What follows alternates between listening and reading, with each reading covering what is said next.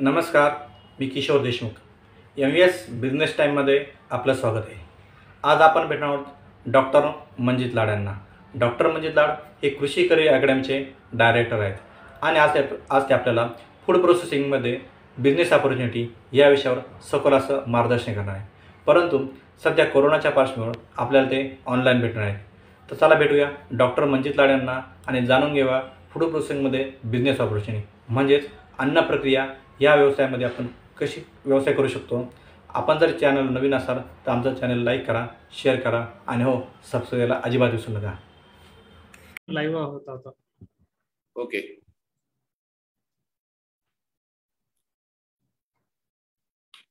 Okay, सुरू करूया.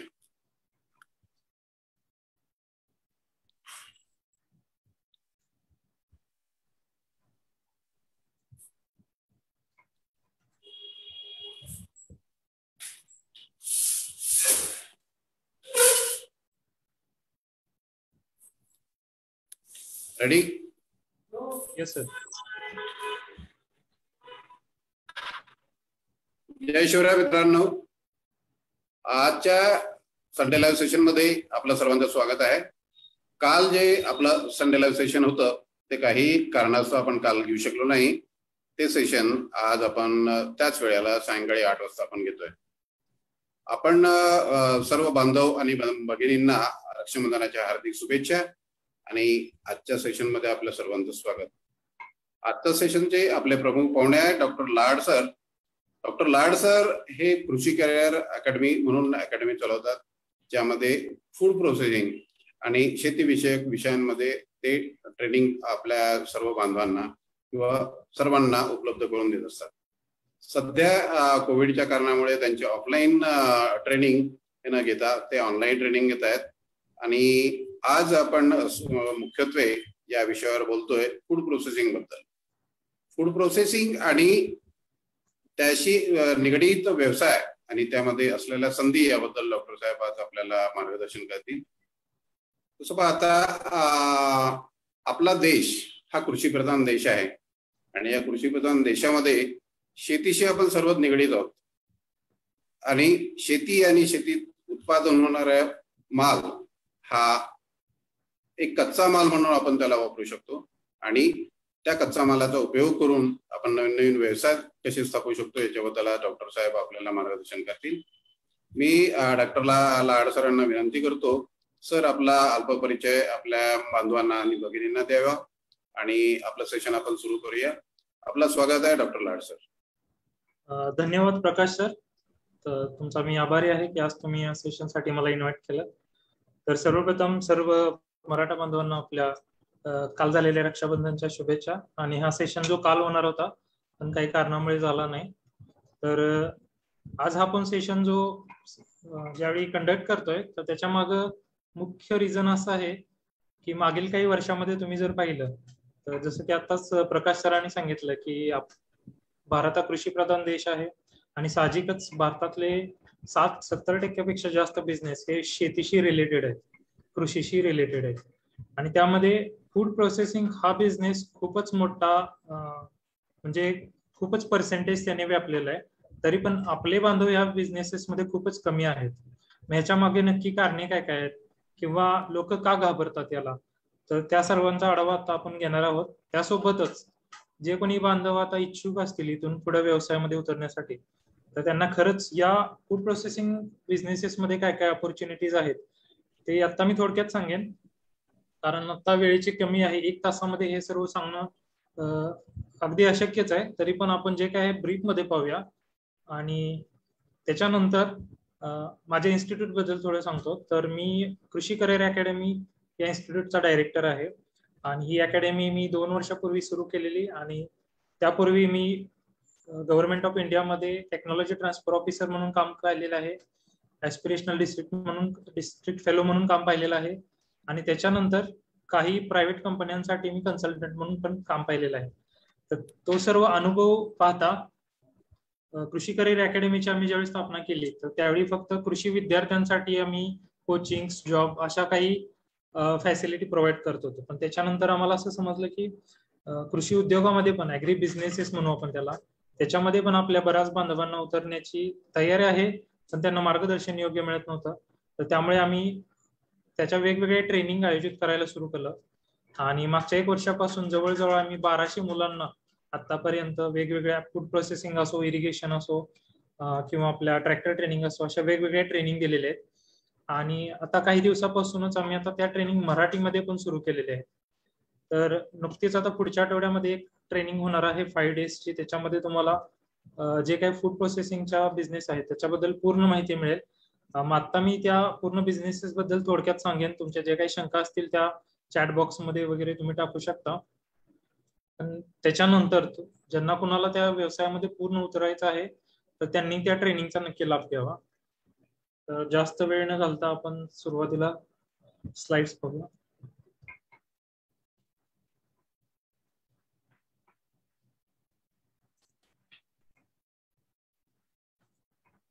Okay, तर सर्वात पहिला प्रश्न असा आहे की नक्की फूड प्रोसेसिंग बिझनेसच का?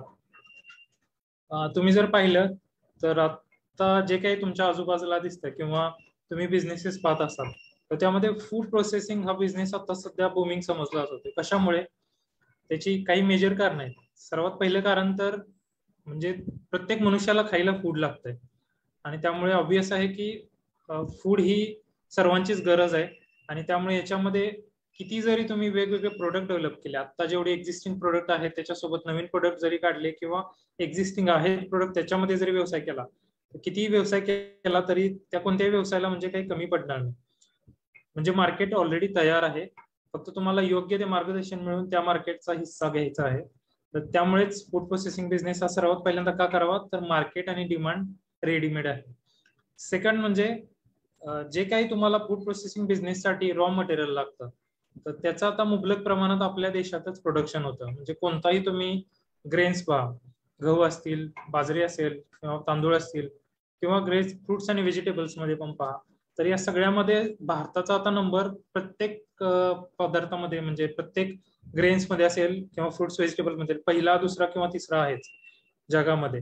याचा अर्थ काय, तर आपल्या इथे मुबलक प्रोडक्शन होतं, पण बऱ्याच वेळा त्या प्रोडक्शनचा जवळजवळ 30 ते 40% म्हणजे डिपेंडिंग ऑन आता ग्रेन्स असतील किंवा तुमचे फ्रुट्स व्हेजिटेबल असतील तर त्याचा 30 ते 40% जो हिस्सा आहे तो वाया जातो. मग तो ट्रान्सपोर्टेशन मध्ये असो किंवा स्टोरेज मध्ये असो. तर हा सगळा वाया जाणारा हिस्सा आहे. जर तोच फूड प्रोसेसिंग मध्ये कन्वर्ट केला आपण तर तो एक खूपच उद्योगाचा मोठा आपल्याला आधार होणार आहे. तर त्यामुळे हे आपण एक स्ट्रेंथ म्हणून पाहिली पाहिजे की मुबलक प्रमाणात आपलं प्रोडक्शन होत आहे आणि त्यामुळे फूड प्रोसेसिंग बिझनेसकडे वळलं पाहिजे.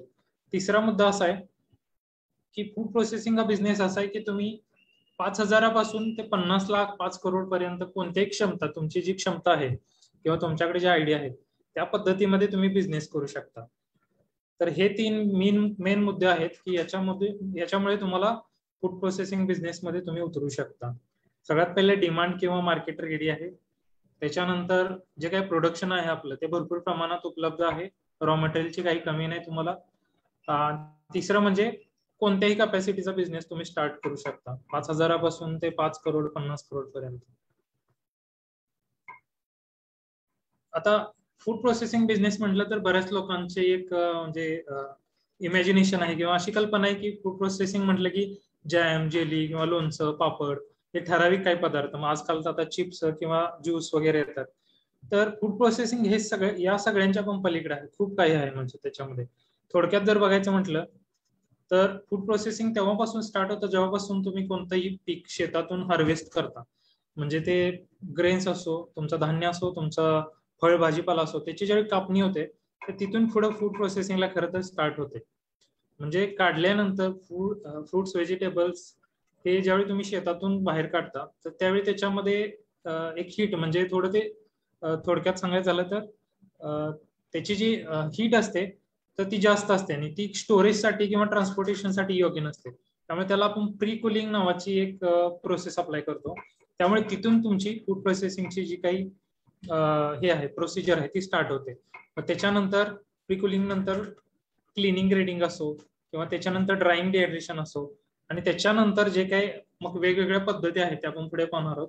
तर या सर्व पद्धतीचा जो काही वापर आहे किंवा उपयोग आहे हा फूड प्रोसेसिंग मध्ये होतो. त्यामुळे फूड प्रोसेसिंग हे तुमच्या हार्वेस्टिंग पासून ते कन्झ्युमरने त्याच्या प्लेटमध्ये ते तो पदार्थ घेईपर्यंत जे काही मध्ये प्रोसेस होते त्या सर्वाला आपण फूड प्रोसेसिंग म्हणू. मग ह्याच्यामध्ये हार्वेस्टिंग झालं, त्याच्यानंतर प्री कुलिंग झालं, मग स्टोरेज किंवा मिनिमल प्रोसेसिंग असो, त्याच्यानंतर ज्यावेळी तुमचं पॅकेजिंग येतं, तर या सर्व प्रोसेसेसचा यामध्ये समावेश आहे. तर त्याच्यामध्ये नक्की आणखी काय काय आहेत ते आपण पाहूया. तर फूड प्रोसेसिंग म्हणजे तेच तर ट्रान्सफॉर्मेशन ऑफ जे काही तुमचं रॉ मटेरियल आहे, समजा तुमच्याकडे धान्य आहे तर त्या धान्याचं तुम्ही खाण्यायोग्य पदार्थामध्ये ज्यावेळी कन्वर्ट करता त्याला थोडक्यात आपण फूड प्रोसेसिंग म्हणू.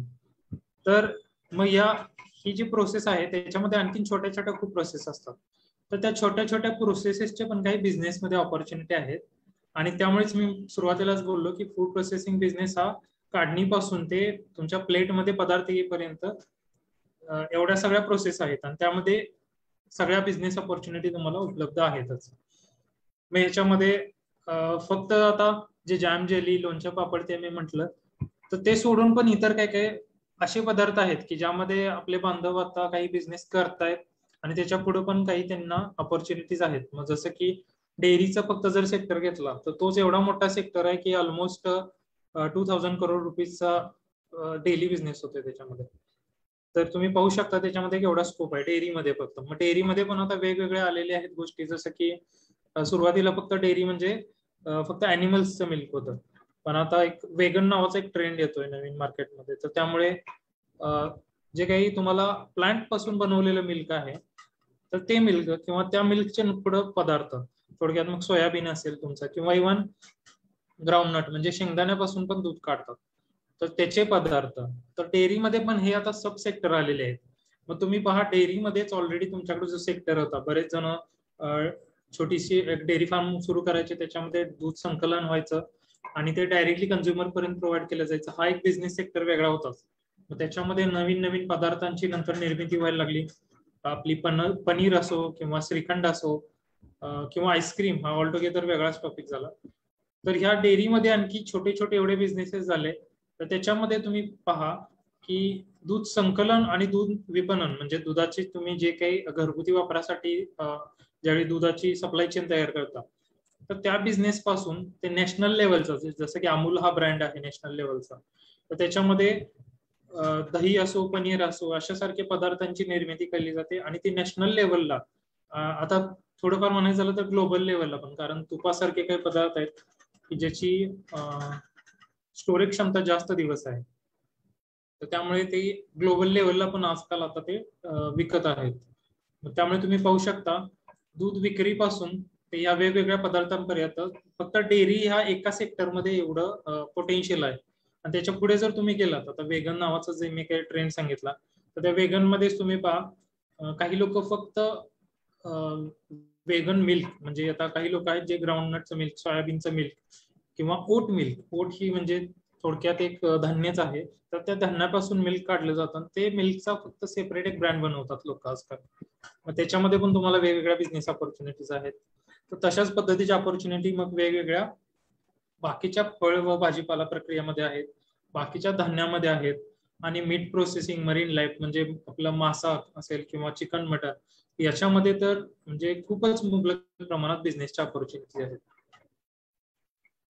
मग प्रोडक्शनचा जो मी हिस्सा सांगितलेला, तर त्याच्यात थोडक्यात विश्लेषण असं होतं की ऑलमोस्ट प्रत्येक सेक्टरमध्ये आपण 1, 2 किंवा 3 नंबरला आहोतच प्रोडक्शन मध्ये. त्यामुळे तुम्हाला रॉ मटेरियलची कुठे काही कमतरता नसणार आहे. ज्यांना कुणाला जर बिझनेस करायचा आणि असं वाटत असेल की रॉ मटेरियल नाही, तर त्यांच्यासाठी एक चांगली संधी आहे. आपल्या भारत देशाचं जर फूड प्रोसेसिंग इंडस्ट्री सेक्टर जर पाहायला गेलं आपण, तर ऑलमोस्ट $70 बिलियन इंडस्ट्री आहे ती. म्हणजे तुम्ही विचार करू शकता आपला जो जीडीपी आहे, तर त्या जीडीपी मध्ये, टोटल जीडीपी मध्ये सर्वात जास्त फूड प्रोसेसिंगचा म्हणजे मॅन्युफॅक्चरिंग, आणि जर तुम्ही सर्व्हिस सेक्टरचा विचार केला तर मॅन्युफॅक्चरिंग मध्ये सर्वात जास्त हिस्सा हा फूड प्रोसेसिंगचा आहे. तर त्यामुळे तुम्हाला स्कोप हा भरपूर आहे. सॉरी.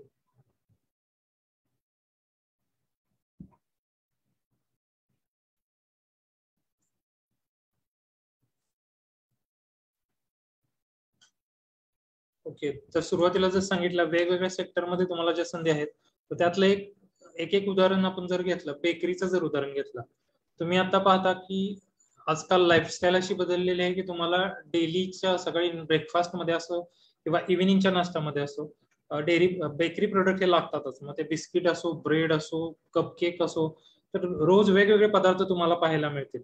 मग त्याच्यामध्ये तुम्हाला संधी अशा आहेत की एक लोकल वेंडर पासून ते एकदम एक्सपोर्ट ब्रँड तयार करण्यापर्यंत संधी आहेत. म्हणजे आता तुम्ही पुण्यामध्ये जर गेलात तर काही ठिकाणचे तुम्ही टी स्टॉल बघाल तर तिथे एका पर्टिक्युलर पद्धतीचेच क्रीम रोल विकले जातात. म्हणजे त्याला एवढी मागणी आहे की तो ब्रँड तयार झालाय आणि त्याचेच क्रीम रोल. आता लोक फक्त क्रीम रोल म्हटले की त्या पर्टिक्युलर ब्रँडलाच ओळखतात.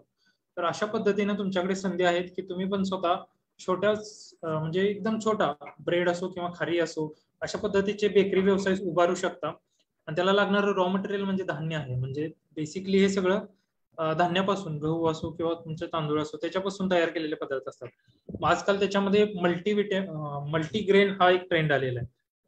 कारण बेकरी हा शक्यतो असं समजलं जातं की जंक फूड आहे, पण त्यामध्ये पण आता लोकांनी नवीन नवीन इनोव्हेशन केले. जसं की मल्टीग्रेन ब्रेड आले, तर त्या ब्रेडची अशी जाहिरात केली जाते की त्याच्यामुळे तुम्हाला फॅट खूप कमी मिळतं, कॅलरीज कमी आहेत त्याच्यामध्ये, पण प्रोटीन्स चांगले आहेत. त्यामुळे हेल्थ कॉन्शियस लोक पण ते आहारात त्यांच्या इन्क्लूड करतात. मी याचा अर्थ काय, तुम्हाला त्याच्यामध्ये नवीन नवीन इनोव्हेशनला तर प्रोत्साहन मिळतंच, त्या व्यतिरिक्त तुम्हाला एक असा खूप मोठा वर्ग आहे की जो अजून पण सकाळचा त्यांचा नाश्ता या बेकरी प्रोडक्ट शिवाय कम्प्लीट होत नाही. मग तुम्ही विचार करा की तुम्ही याच्यातला कोणताही एक जरी पदार्थ निवडला, बिस्किट असो, ब्रेड असो किंवा क्रीम रोल्स असो, तरी त्याच्यामध्ये तुम्हाला लाखो करोड रुपयाचा बिझनेस करण्याची ऑपॉर्च्युनिटी आहे. मग याच्यामध्ये सुरुवातीला तुम्हाला काय काय गोष्टी लागतात, तर रॉ मटेरियल म्हणजे जे धान्य आहे, मशिनरी म्हणाल तर आजकाल ऑटोमॅटिक आणि सेमी ऑटोमॅटिक किंवा मॅन्युअल या तिन्ही प्रकारामध्ये उपलब्ध असतात. मग त्याची किमतीचा जर विचार केला तर आता 25,000 रुपये पासूनच्या मशिनरी उपलब्ध आहेत. म्हणजे साधा मायक्रो ओव्हन हा तुमच्या घरी आता उपलब्ध असतो. तर बऱ्याच यातल्या गोष्टी आहेत ज्या मायक्रो ओव्हन मध्ये म्हणतात. तर त्या मायक्रो ओव्हन पासून ते 5-5 लाखाच्या मोठ्या मशिनरी असतील, ऑटोमॅटिक मशिनरी, तिथेपर्यंत तुम्ही जी काही तुमची इन्व्हेस्टमेंट करण्याची इच्छा आहे किंवा क्षमता आहे त्यानुसार तुम्ही इन्व्हेस्ट करू शकता. मग याच्यामध्ये तुम्ही जर नवीन काही इनोव्हेशन आणलं,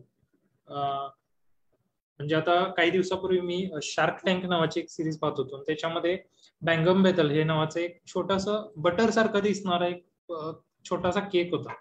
तर त्या केकने एका वर्षामध्ये $40 मिलियन व्यवसाय केला. म्हणजे विचार करा, त्या केक मध्ये काहीच नव्हतं, फक्त आपण जसं समोसामध्ये वगैरे वेगवेगळ्या फिलिंग्स टाकतो आतमध्ये, म्हणजे बटाटे असो किंवा वेगवेगळ्या फिलर्स वापरले जातात, त्या पद्धतीचं त्यांनी सकाळी खायचा जो बटर असतो चहा सोबतचा, त्याच्यामध्ये क्रीम सोबत आणखी काही काही वेगवेगळे पदार्थ वापरलेले जे न्यूट्रिशनल होते. आणि त्यामुळे त्यांनी एका वर्षात $40 मिलियन व्यवसाय केला. तर तशा पद्धतीचं जर काही इनोव्हेशन तुम्हाला काही करता आलं, कारण ऑब्विसली हे लोकांच्या एक मनामध्ये बसलेले जंक फूड आहे, पण त्याच्यामध्ये मी जसं सांगितलं की मल्टीग्रेन हा ब्रँड, मल्टीग्रेन हे ट्रेंड आल्यामुळे लोक आजकाल तिकडे प्रेफर करतात. मग तुम्ही पण त्या पद्धतीमध्ये जर काही केलं, म्हणजे जे काही आपल्याला कपकेक्स दिसतात, तर त्या कपकेक्स मध्ये जर तुम्ही काही न्यूट्रिशनल व्हॅल्यू ऍड करता आली तुम्हाला, किंवा त्याला त्याचा वेगळ्या फॉर्म मध्ये काहीतरी सादर करता आलं, तर बेकरीमध्ये खूप साऱ्या तुम्हाला संधी उपलब्ध आहेत. मगाशी जसं सांगितलं की मिल्क प्रोडक्ट मध्ये तुम्हाला दही असो, पनीर असो, योगर्ट, चीज, तर या सगळ्या गोष्टी आता मार्केटमध्ये उपलब्ध आहेत. तरी पण तुम्ही जर ग्रामीण भागामध्ये आता गेला तर पनीर सारख्या वस्तू आता तिथे एंट्री करतात. मग विचार करा, आपला जर ग्रामीण भाग, जो की आपल्या देशाचा जवळजवळ 60% भाग आहे, 60% पॉप्युलेशन ग्रामीण भागात राहते, त्या लोकांना अजून पण पनीरची तिथे माहिती पण नाहीये.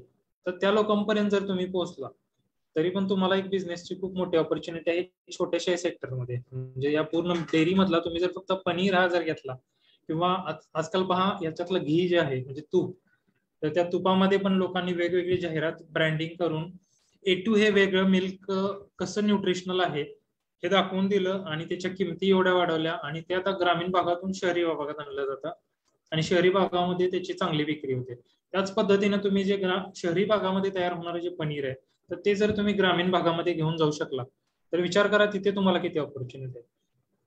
म्हणजे तुम्ही जर एक साधा 25-30 हजारचा जो फ्रीजर आहे तो वापरून तुम्ही या सर्व पदार्थांची तिथे साठवणूक केली आणि डेली बेसिसवर तुमचं फक्त एक गाव आहे, त्या गावामध्ये जरी तुमच्याकडे 5,000 10,000 संख्येचं गाव आहे आणि तिथे यातले तूप असो किंवा दही असो आणि पनीर असो या पदार्थांची जरी विक्री केली तरी पण तो एक छोटा व्यवसाय आहे.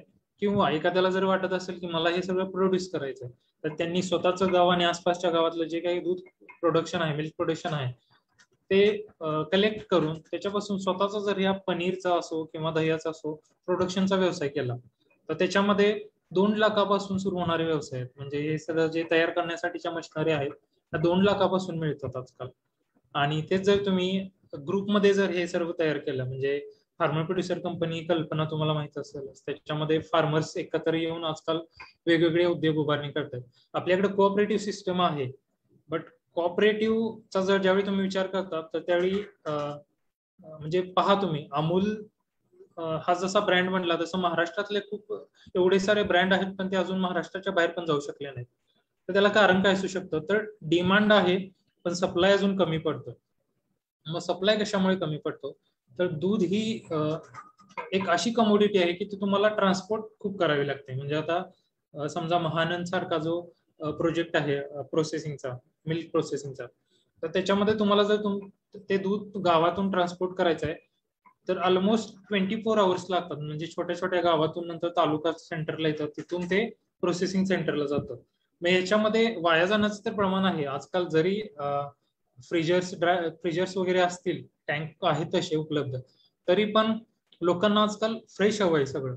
मग तुम्ही विचार करा, गावातल्या गावातच छोटे प्रोसेसिंग युनिट जर तयार केले याचे, म्हणजे पनीर असो किंवा दही असो, लस्सी असो, तर गावातल्या गावात कलेक्शन करून याची प्रोसेसिंग करून हे पदार्थ जर निर्मिती केली तुम्ही, या पदार्थांची शेल्फ लाईफ थोडी जास्त असते. म्हणजे दुधापेक्षा नक्कीच यांची डबल ट्रिपल लाईफ असते पनीरची किंवा दह्याची. तर हे पदार्थ गावात तयार करून तुम्ही मग नंतर ते शहरात पाठवू शकता. तर अशा पद्धतीने तुम्हाला डेअरीमध्ये छोट्यापासून मोठ्या व्यवसायापर्यंत खूप संधी आहे. आणि मगाशी जसं सांगितलं की वेगन मध्ये पण आपले खूप चांगल्या ट्रेंड आहे, त्यामुळे तुम्ही त्या ट्रेंडचा जरी सध्या हे करून घेतला म्हणजे फायदा उठवला, तर वेगन मध्ये काय आहे की एक छोटं एक्झाम्पल की सोयाबीन. तर सोयाबीन पासून आतापर्यंत फक्त तेल निर्मिती व्हायची आणि राहिलेला जो पदार्थ आहे त्याचं फीड, अॅनिमल फीड व्हायचं. तर आता लोकांना ज्यावेळी कळलं की त्याच्यापासून दूध पण बनतं, तर जे हे वेगन पद्धती अवलंबणारे लोक आहेत तर ते वेगवेगळ्या दुधाचं वगैरे, कारण त्यांना म्हणजे बऱ्याच जणांना लॅक्टोज टॉलरन्स असतो, दुधामध्ये एक प्रोटीन असतं त्याचा बऱ्याच जणांना एलर्जी असते म्हणू शकता तुम्ही. तर त्यामुळे ते डेअरी पदार्थ जे आहेत तर ते खात नाहीत अशा पद्धतीचे. तर त्यांना प्लांट बेस्ड जे मिल्क आहे तर त्याचाच वापर करावा लागतो.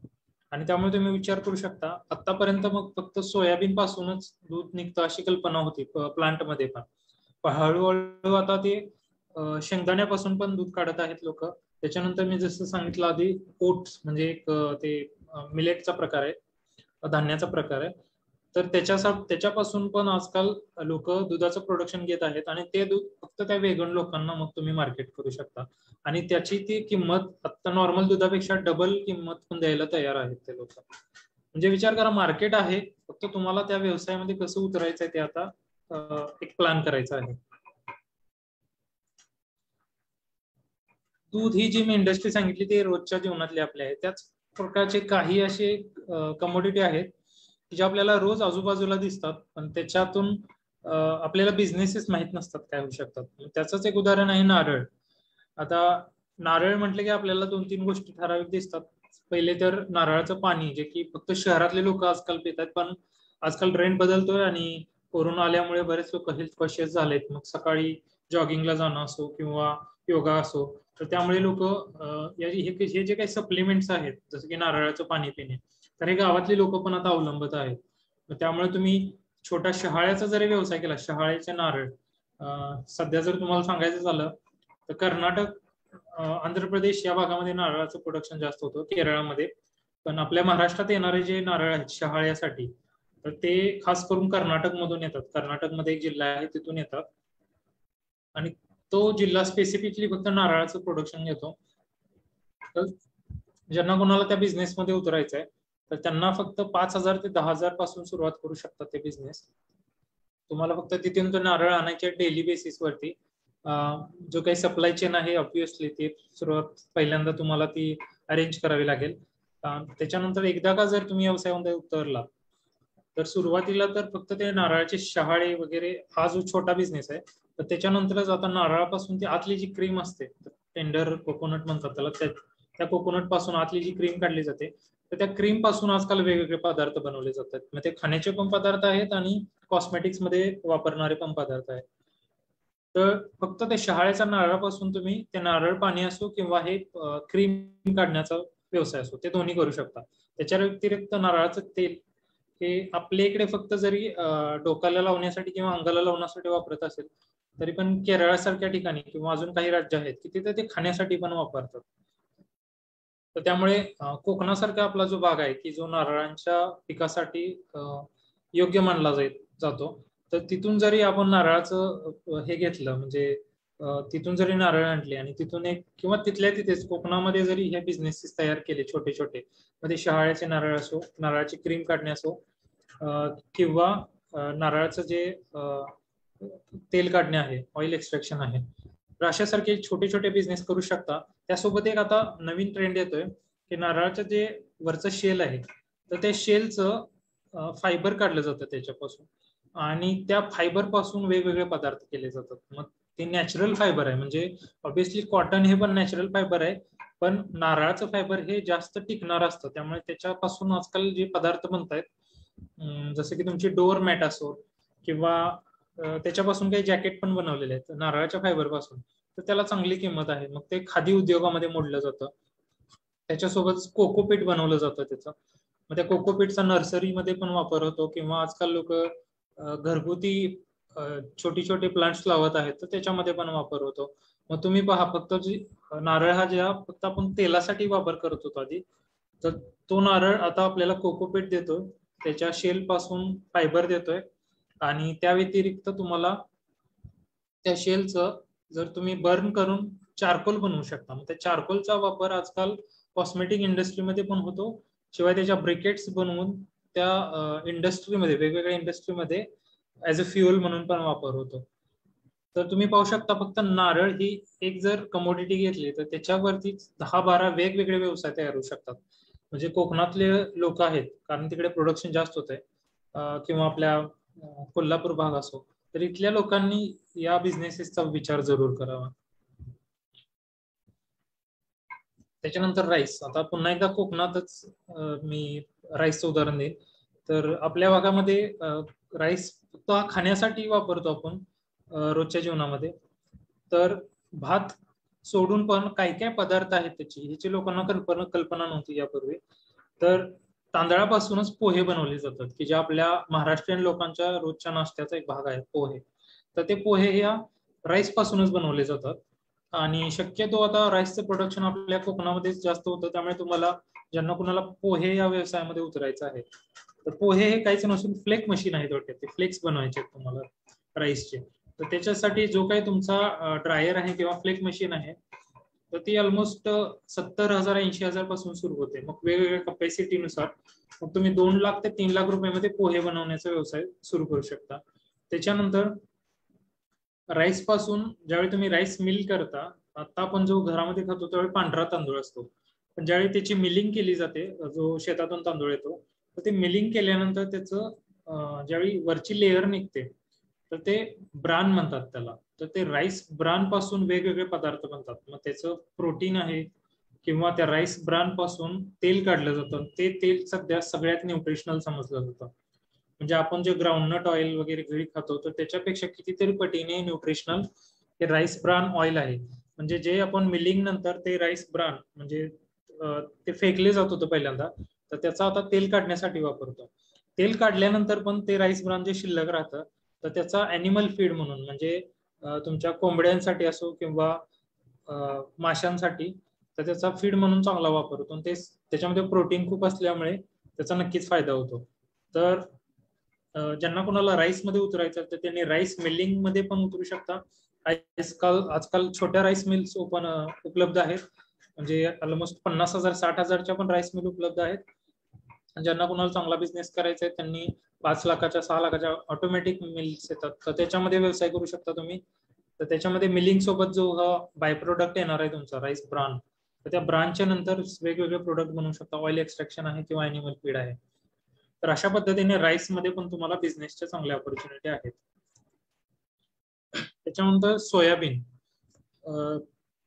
सोयाबीन हा मराठवाड्यामध्ये जास्त करून जास्त घेतलं जाणारं पीक आहे. तरी पण आता पश्चिम महाराष्ट्र किंवा विदर्भामध्ये पण इव्हन सोयाबीनचा जास्त पीक होत आहे. आणि तुम्ही नुकतीच बातमी वाचली असेल, सोयाबीनचं चक्क म्हणजे मार्केटमध्ये रेट 12,000 रुपये क्विंटल पर्यंत गेले. म्हणजे ऍज सोयाबीन चा रेट वाढण्यामागे कारण काय असू शकतं, तर सर्वात पहिलं कारण तर हेच की ऑइल प्रोडक्शन. म्हणजे आपलं ऑइल बाहेरून आयात थोडी कमी केलेली सरकारने मध्यंतरी कोरोना काळात. मग ऑइल प्रोडक्शनसाठी आपल्याला ग्राउंडनट आणि सोयाबीन या 2 कमोडिटीवरती जास्त अवलंबून राहावं लागतं. त्यामुळे सोयाबीनचे रेट्स वाढले. त्याच्यासोबतच मी जसं सुरुवातीला सांगितलं, वेगन लोक सोयाबीनचं मिल्क आणि सोयाबीनचे इतर प्रोडक्टचा वापर करतात त्यांच्या खाण्यामध्ये. म्हणजे तुम्ही सोयाबीनचे ते सोया चॉक्स पाहिले असतील, तर ते व्हेजिटेरियन लोक थोडक्यात ते व्हेज मटन म्हणून विकलं जातं आजकाल मार्केटमध्ये. तर त्या पद्धतीचे पदार्थ वगैरे बनवल्यामुळे लोकांचा प्रोसेसिंगकडे जास्त आजकाल ओढा वाढलेला आहे सोयाबीन पासून, आणि त्यामुळे पण सोयाबीनचे रेट आता वाढत आहेत.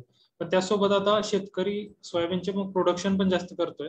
त्यामुळे तुमच्या भागात पण जर का सोयाबीनचं प्रोडक्शन वाढलं असेल तर या सोयाबीन पासून तेल निघतंच, त्याच्यासोबत तुम्ही सोयाबीन पासून मिल्क प्रोडक्शन पण करू शकता. आणि त्यात सोया मिल्कचं वेगवेगळे फ्लेवर्ड मिल्क किंवा सोया मिल्कचं सोया पनीर किंवा सोया टोफू हे पदार्थांना सध्या खूप मागणी आहे. तर त्याचे पण छोट्या छोट्या गावागावामध्ये पण बिझनेस बनवू शकतात. आणि त्याच्यासोबतच त्याच्यापासून राहणारं जे त्याचं सोयाबीनचं मिल्क काढल्यानंतर किंवा सोयाबीनचं तेल काढल्यानंतर जो राहणारा पार्ट आहे तर तो पण खूप प्रोटीन असतं त्याच्यामध्ये. त्यामुळे ते व्हेजिटेरियन लोकांना खाण्यासाठी आजकाल त्याचे पदार्थ वापरले जातात.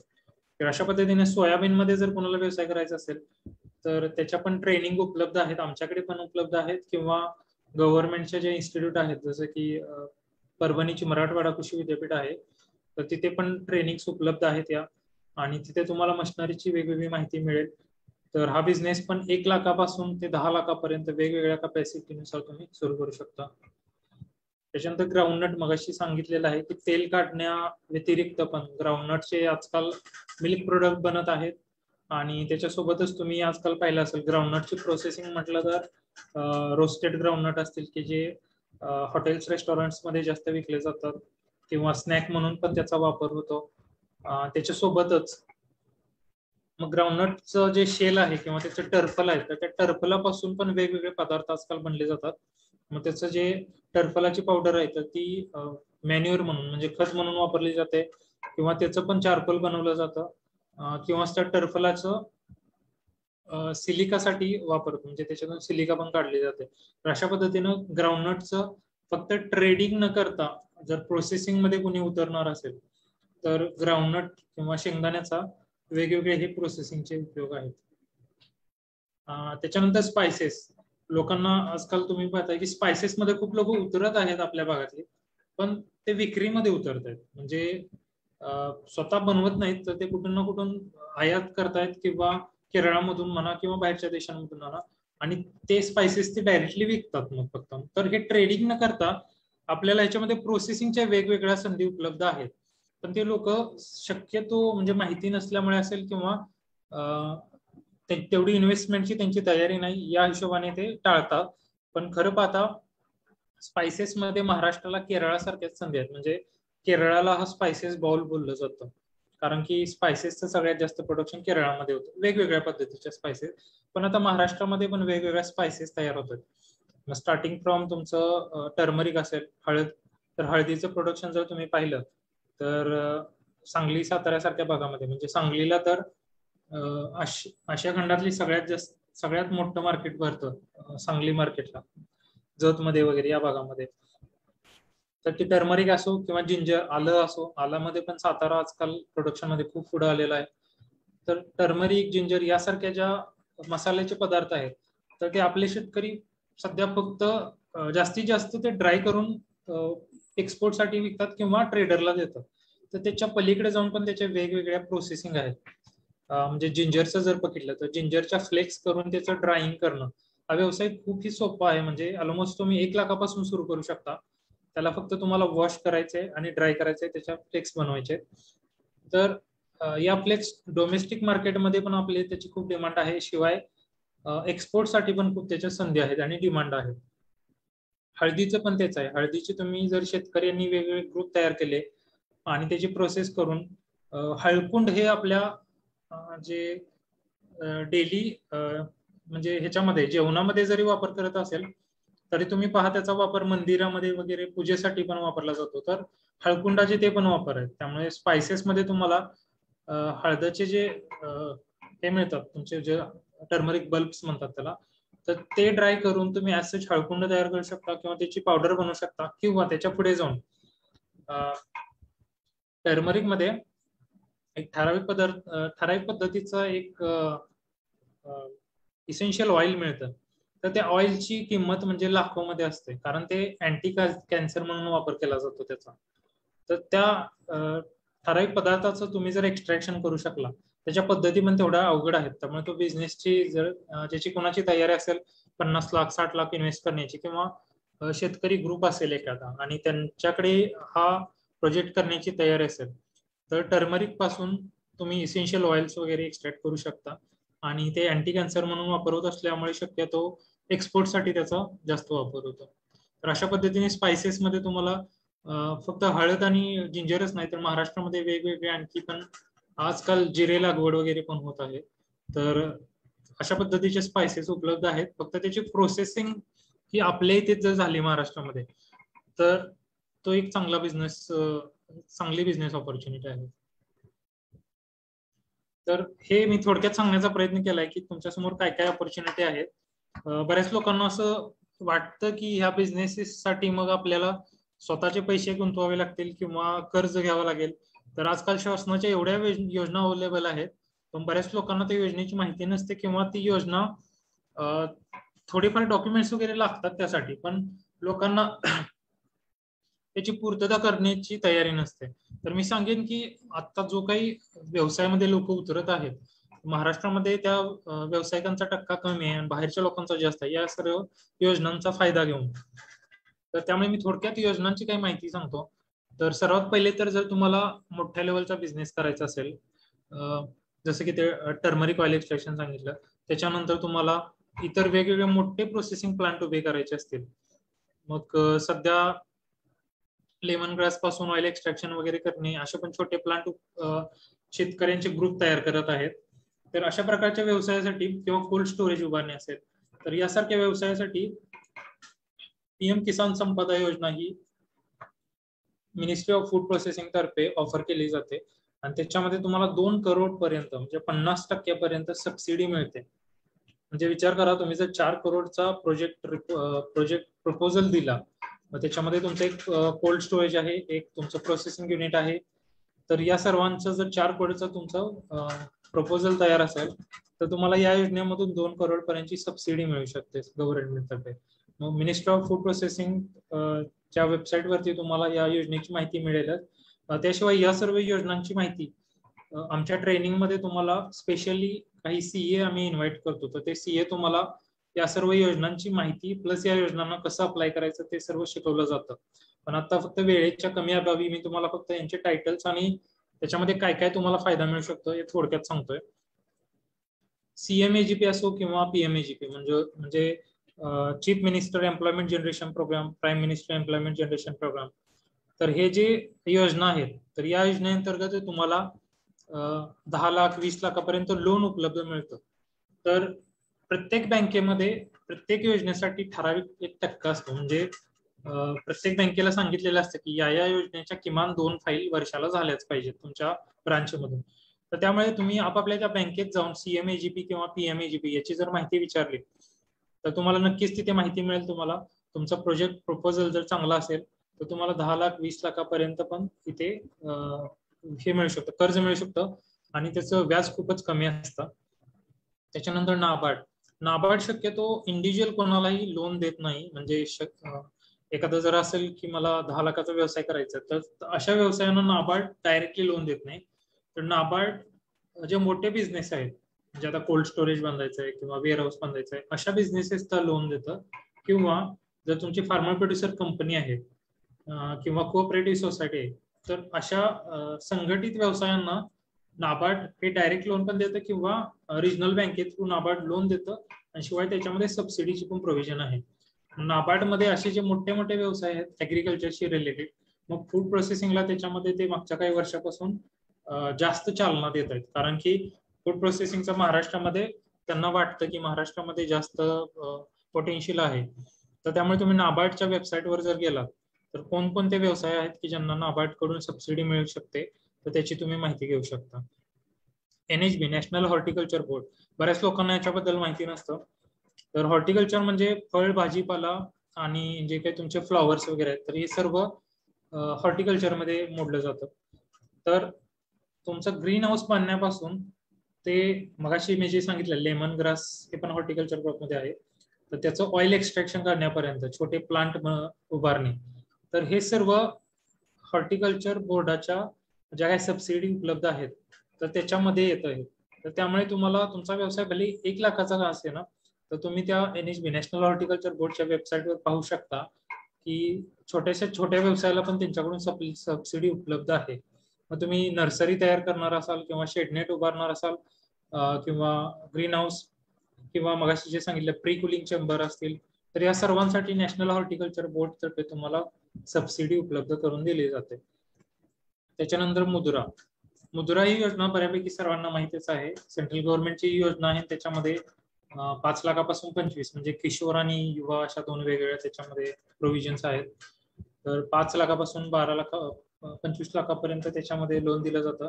जे 5 लाखाचं लोन दिलं जातं त्याच्यामध्ये तुम्हाला अजिबात कोणत्याही प्रकारचं मॉर्गेज वगैरे काही ठेवावं लागत नाही. आणि त्याच्यामध्ये डॉक्युमेंटची खूपच म्हणजे कमी पद्धती, बाकीच्या ज्या योजना आहेत तिथे तुम्हाला जेवढे डॉक्युमेंट लागतात त्या मानाने मुद्रामध्ये खूपच कमी डॉक्युमेंट मध्ये होण्यासारखं काम असतं. पण ते डॉक्युमेंट क्लिअर असावेत. म्हणजे बऱ्याच लोकांना वाटतं की मी बँकेत गेलो, विचारलं आणि त्यांनी लोन दिलं नाही. तर शक्यतो बँका या लोन द्यायलाच बसलेल्या आहेत, कारण की त्यांचा व्यवसाय त्याच्यावरच होतो. पण आपल्याकडूनच काही डॉक्युमेंटची पूर्तता झालेली नसते. त्यामुळे आपण बँकेला ज्यावेळी दोष देतो त्यावेळी सगळ्यात पहिल्यांदा ते तुम्ही पहा की नक्की कोणते डॉक्युमेंट कमी आहेत तुमचे. मग त्याच्यामध्ये सिबिल स्कोअर वगैरे अशा बरेच घटक असतात, तर ते आपली पूर्तता नसते. किंवा तुमचा बिझनेस प्रपोजल आहे ते तेवढं स्ट्रॉंग नसतं. स्ट्रॉंग म्हणजे काय, तर बरेच लोक आता छोटंसं प्रपोजल घेऊन गेले की मला इथे कोल्ड स्टोरेज उभं करायचंय. तर कोल्ड स्टोरेज तुम्ही उभं करताय पण खरंच तिथे गरज आहे का, तर ती गरज तुम्हाला दाखवावी लागते. मग त्याच्यातून तुम्ही व्यवसाय कसा करणार आहे, पैसे कसे मिळणार आहेत तुम्हाला, कारण तुम्हाला जर पैसे मिळाले तरच तुम्ही ते बँकेचं व्याज कर्ज फेडू शकता. तर त्यामुळे तुमचं जे प्रपोजल आहे तर त्याची किती ते स्ट्रॉंग आहे, तर ते प्रपोजल पहिल्यांदा तुम्ही स्वतः एकदा चेक करा. काही जे बिझनेसमन लोक आहेत त्यांना दाखवा, CA लोक आहेत त्यांना दाखवा आणि त्याच्यानंतरच बँकेमध्ये जावा आणि मग ते प्रपोजल मांडा. तुम्हाला नक्कीच मुद्रा योजनेत किंवा दुसऱ्याही काही योजना आहेत, DIS म्हणजे डिस्ट्रिक्ट इंडस्ट्री सेंटर आहे, तर त्यांच्यातर्फे पण तुम्हाला कर्जासाठी मदत मिळते. पर्टिक्युलरली मराठा लोकांसाठी अण्णासाहेब पाटील आर्थिक मागास विकास मंडळ आहे, तर त्याच्यामधून पण तुम्हाला व्याज 12% व्याजाची तुम्हाला सवलत मिळते. म्हणजे एखाद्या बँकेतून तुम्हाला जर कर्ज मिळू शकत असेल तर अण्णासाहेब पाटील मंडळातून तुम्हाला ते 12% त्याचं व्याज माफ होऊ शकतं. मग त्याच्यामध्ये पण तुम्हाला चांगली संधी आहे. पण आपल्या लोकांना वाटतं की बँकेमध्ये गेल्यानंतर ते जे आधी सांगितलं बँकेचे जे पूर्तता आहे ते जास्त असतात. ऑब्वियस आहे बँकेमध्ये तुम्हाला लोन तेव्हाच मिळेल की जेव्हा तुम्ही त्याची परतफेड करण्याचा नक्की प्लॅन काय आहे तो तुम्ही बँकवाल्यांना व्यवस्थित कन्व्हिन्स केला तर मुद्रा आणि DIC सारख्या ठिकाणी जर तुम्ही गेलात तर तुम्हाला लोनची प्रोव्हिजन आहे. शिवाय बाकी काही योजना आहेत. मग स्पेशली मी जे आता ऍग्रिकल्चर किंवा फूड प्रोसेसिंग बद्दल बोलतोय, तर ह्या योजनेमध्ये रफ्तार नावाची एक स्कीम आहे. तर ती स्पेशली ऍग्रिकल्चर बिझनेसेस साठी आहे आणि ती ICR Indian council of agriculture research तर्फे ही योजना ऑफर केली जाते. त्याच्यामध्ये पण तुम्हाला 5 लाखापासून 25 लाखापर्यंत एड दिला जातो. म्हणजे लोन नाही म्हणत मी, तर डायरेक्टली ग्रांट दिली जाते. मग तुमच्याकडे जर एखादी आयडिया असेल, इनोव्हेटिव्ह आयडिया असेल, तर 5 लाखापर्यंत तुम्हाला फक्त आयडियाच्या बेसवरती तुम्हाला अनुदान मिळतं. आणि जर का एखादा प्रोटोटाईप तयार आहे, एखादा पदार्थ आहे फूड प्रोसेसिंग मधला किंवा एखादी मशिनरी आहे फूड प्रोसेसिंग, तुम्ही ती तयार केली, इनोव्हेटिव्ह आहे, त्याचा बिझनेस होऊ शकतो, तर अशा बिझनेसला 25 लाखापर्यंत ग्रांट मिळू शकते तुम्हाला. मग त्या योजनेची माहिती पण तुम्हाला आमच्या ट्रेनिंग मध्ये पूर्ण डिटेलमध्ये मिळेल, की त्याला अप्लाय कसं करायचं असतं किंवा त्याच्यामध्ये कोणत्या कोणत्या घटकांचा समावेश आहे. तर अशा पद्धतीने रफ्तार सारख्या startup India, standup India, skill India अशा वेगवेगळ्या योजना आहेत की ज्याच्यातून तुम्हाला कर्ज मिळतं काही ठिकाणी तुम्हाला व्याजमुक्ती मिळते, तर काही ठिकाणी तुम्हाला जसं की स्टार्टअप इंडिया सारख्या ठिकाणून तुम्हाला काय मिळतं, तर तुम्ही जर स्टार्टअप इंडियामध्ये रजिस्टर झालात आणि त्यांनी तुम्हाला रिकॉग्नाइज केलं की तुमचं स्टार्टअप हे आमच्याकडून रिकॉग्नाइज करण्यात येतं, तर तशा केसमध्ये तुम्हाला 7 वर्षापर्यंत टॅक्स भरावा लागत नाही. तर अशा बऱ्याच योजना आहेत की त्याच्यामध्ये तुम्हाला फक्त पैशाच्या स्वरूपात मदत मिळते, तर काही ठिकाणी तुम्हाला नॉलेज मिळतं. मग स्किल इंडिया सारखे जे काही स्कीम आहेत त्याच्यामधून तुम्हाला व्यवसाय सुरू करण्यासाठी त्याचं ट्रेनिंग दिलं जातं. मग त्याचा पण वापर ऑब्विसली, कारण काही ठिकाणी असं होतं की त्या बिझनेसकडे आपल्याला तयार करायला पैसे वगैरे आहेत पण त्याचं नॉलेज नसतं, तर तशा केसेसमध्ये तुम्ही स्किल इंडिया सारख्या योजनेचा वापर करू शकता. तर ह्या सर्व ज्या काही प्रक्रिया वगैरे मी सांगितल्या, तर आम्ही तशा पद्धतीचे 5 दिवसाचं एक ट्रेनिंग आयोजित करतो कृषी करिअर अकॅडमी तर्फे, आणि त्याच्यामध्ये वेगवेगळे सायंटिस्ट किंवा वेगवेगळे कन्सल्टंट येतात. ते तुम्हाला प्रत्येक गोष्टीवर वेगळं, म्हणजे फळ आणि भाजीपाला प्रक्रियाचा जर विचार केला तर त्याची डिहायड्रेशन असो किंवा ज्यूस बनवणे असो, तिथं पासून ते त्याचा प्रोजेक्ट रिपोर्ट कसा बनवायचा, कोणत्या योजनेमध्ये तुम्ही अप्लाय करू शकता आणि ती योजना काय काय आहे, या सर्व प्रकारांची माहिती त्याच्यामध्ये दिली जाते. तर ते 5 दिवसाचं ट्रेनिंग आहे, त्याचं तुम्ही रजिस्ट्रेशन agritrainings.com या वेबसाईट वरून करू शकता किंवा खाली जो नंबर दिलेला आहे 7008543121 यावरती कॉल करून पण या ट्रेनिंगसाठी तुम्ही रजिस्ट्रेशन करू शकता. तर हे थोडक्यात मी सांगण्याचा प्रयत्न केलेला आहे. खरं तर फूड प्रोसेसिंग हा खूप वास्ट असा सेक्टर आहे, त्यामुळे त्याची माहिती 1-2 तासामध्ये सांगणं खूपच अवघड आहे. तरी पण शक्य तेवढं सांगण्याचा प्रयत्न केलाय. जे काही तुमच्या शंका असतील त्यात जर तुम्ही चॅट बॉक्स मध्ये विचारू शकता. धन्यवाद. ओके, धन्यवाद मंजित लाड सर, तुम्ही ऍक्च्युली खूप उपयुक्त माहिती सांगितली. तुमच्या सेशनची आपले बरेचसे बांधव वाट बघत होते यासाठी, कारण बऱ्याचशा मित्रांना, बऱ्याचशा बांधवांना ह्या शंका असतात की मला व्यवसाय सुरू करायचा आहे. तर अशा व्यवसाय सुरू करायचा ज्यांना कोणाला इच्छा आहे आणि जे आपले बांधव आता आपले सेशन बघतायत, मी सर्वांना विनंती करेल की आपले बरेचसे बांधव ज्यांना आपला व्यवसाय सुरू करायची ज्यांना इच्छा असते त्यांना मी विनंती करतो की हे सेशन जरूर बघा. तुम्हाला कुठलाही व्यवसाय सुरू करण्यासाठी कृषी क्षेत्र आणि फूड प्रोसेसिंग हे सगळ्यात इझी आणि तुम्हाला ज्ञान असलेलं, म्हणजे म्हणायचा अर्थ की त्याचे जे पदार्थ आहेत, त्याचे जे उत्पादन आहे, त्याचं जे रॉ मटेरियल आहे ते तुम्हाला आसपासच तुम्हाला तुमच्या दिसणार आहे. या सर्व गोष्टींची तुम्हाला माहिती असते, त्याची थोडीशी अजून जास्त माहिती घेतली तर त्याचं उत्पादन आपल्याला आपल्या परिसरानुसार, आपल्या एरियानुसार आपल्याला कोणत्या वस्तूंचं उत्पादन घेता येईल हे आपल्याला निश्चित करता येतं.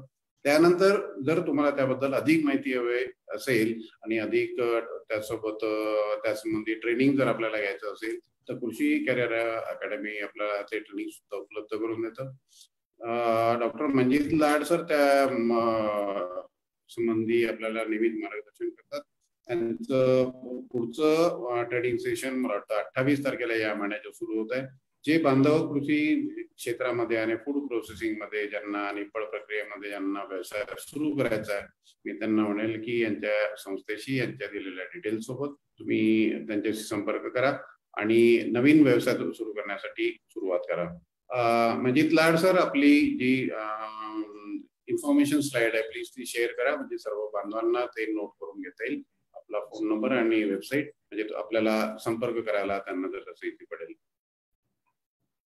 हो सर, तर शक्यतो आम्ही 5 दिवसाचे किंवा 1 महिन्याचे पण ट्रेनिंग ऑफर करतो, पण ज्या 1 महिन्याच्या ट्रेनिंग आहेत तर त्या ओव्हरऑल फूड प्रोसेसिंग साठी असतात. त्यामुळे त्याच्यामध्ये मला नाही वाटत की लोक जास्त म्हणजे इंटरेस्ट म्हणण्यापेक्षा, कारण आम्ही ऑलरेडी आता 1200 लोकांना आतापर्यंत ट्रेनिंग दिलेले आहेत, पण त्या 1 महिन्याच्या ट्रेनिंगपेक्षा तुम्ही जर अशा 3 दिवसाच्या 5 दिवसाच्या ठराविक ट्रेनिंगचा जर बरोबर आहे. वापर करू शकला तर तुम्हाला नक्कीच बिझनेसची आयडिया येईल. कारण का तर काही लोकांना माहिती असतं की आपल्या इकडे पर्टिक्युलरली हा बिझनेस चालू शकतो, पण त्यांना बरोबर. त्याच्यामधलं टेक्निकल नॉलेज नसतं, तर त्यांनी त्याच व्यवसायाची ट्रेनिंग घ्यावी शक्यतो. मग आता सध्या आमचं जे ट्रेनिंग आहे पुढचं शेड्यूल तर ते 28 तारखेला आहे आणि ते पर्टिक्युलरली फळ व भाजीपाला प्रक्रिया आहे. मग त्याच्यामध्ये फळ व भाजीपाल्याची ड्राइंग कशी होते, डिहायड्रेशन होते, त्याच्यापासून नंतर ज्यूस वगैरे बनवले जातात. तर अशा पद्धतीचे व्यवसाय आम्ही शिकवणार आहोत. मग त्याच्यानंतर काही वेळा आम्ही डेअरीवरती पण वेगवेगळे प्रोसेसिंग ट्रेनिंग घेतो. तर त्याच्यामध्ये तुम्हाला डेअरीचे वेगवेगळे पदार्थ आहेत त्याची ट्रेनिंग दिली जाते. बरोबर. त्याच्यानंतर तुम्हाला वेगवेगळे जे स्पायसेसचा मगाशी मी उल्लेख केला, तर स्पायसेसचं मध्ये पण क्रायोजेनिक ग्राइंडिंग सारख्या आता वेगवेगळ्या काही एक संकल्पना येत आहेत. मग त्याच्यामध्ये तुमचा स्पायसेसचा खूपच दर्जा हा चांगला ठेवला जातो. त्यामुळे स्पाइस क्वालिटी एवढी चांगली बनते की तुम्हाला ते एक्सपोर्टसाठी खूपच चांगलं आहे. तर अशा पद्धतीच्या व्यवसायांच्या भावना आम्ही 1-1, 2-2 दिवसाच्या ट्रेनिंग देतो.